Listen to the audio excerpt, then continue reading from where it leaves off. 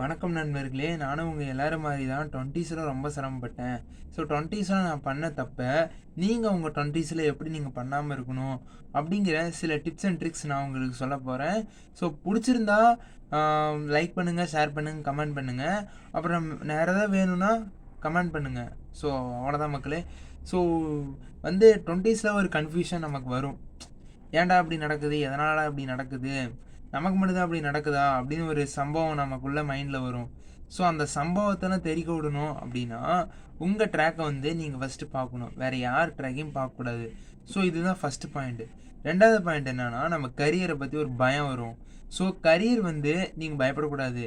உங்கள் 20ஸில் நீங்கள் காலேஜோ ஸ்கூலோ படிக்கக்குள்ள அந்த 3 வருஷம் கேப் இருக்கும். அது ஃப்ரண்ட்டோ பிஃபோரோ ஆஃப்டரோ ஏதோ ஒரு 3 வருஷம் கேப் இல்லை 3 மாதம் கேப்ஸ் எடுத்துக்கோங்க. உங்களுக்கு என்ன வருது வரல அப்படின்னு ஒரு திங்க் ஆன் பேப்பர்னு சொல்லுவாங்க. அந்த மாதிரி பேப்பரில் நீங்கள் திங்க் பண்ண ஆரம்பிங்க.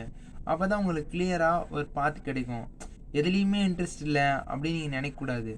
ஏதாச்சும் நீங்கள் பார்க்கக்குள்ள உங்கள் மைண்ட் ஸ்ட்ரைக் ஆகும். ஸோ இதை பண்ணலான்டா, இவன் அப்படி பண்ணுறான், அவன் அப்படி பண்ணுறான்னு உங்களுக்கு ஒரு ஸ்ட்ரைக் ஆகும். அதை ஃபஸ்ட்டு நீங்கள் ட்ரை பண்ணுங்கள்.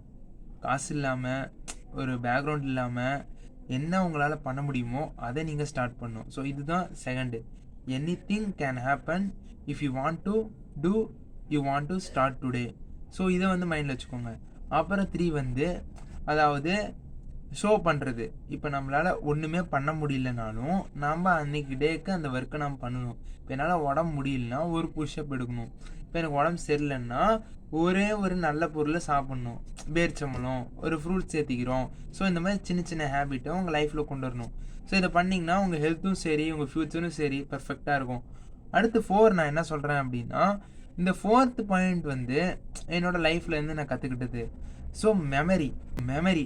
இந்த மெமரினா, இப்போ நான் ஒரு விஷயத்த மறந்துடுவேன், அதோட வீக்னஸ். ஆனால் அதை நான் எப்படி ஓவர் கம் பண்ணுறது, அந்த மாதிரி உங்களோட வீக்னஸ் நீங்கள் கண்டுபிடிச்சி அதை கொஞ்சம் கேர்ஃபுல்லாக பார்த்துக்குங்க.